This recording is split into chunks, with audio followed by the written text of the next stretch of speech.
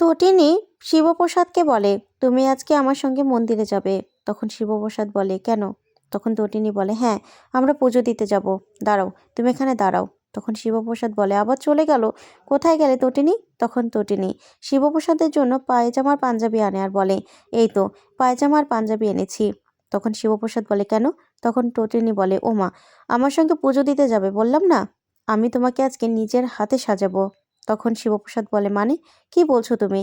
তারপরে তটিনী নিজের বাবার বাড়িতে শিবপ্রসাদকে নিয়ে যায় আর বলে, বাহ, এতদিন যেই মানুষটাকে নিয়ে এত সবাই খোঁটা দিত, বলতো সে একজন সামান্য সামান্য বীমা কোম্পানির কর্মচারী, এখন এখন সবাই জানে যে সে কোনো বীমা কোম্পানির অফিসার নয়, বরং সে হলো এই কলকাতা স্পেশাল ব্রাঞ্চের একজন স্পেশাল অফিসার পরশুরাম।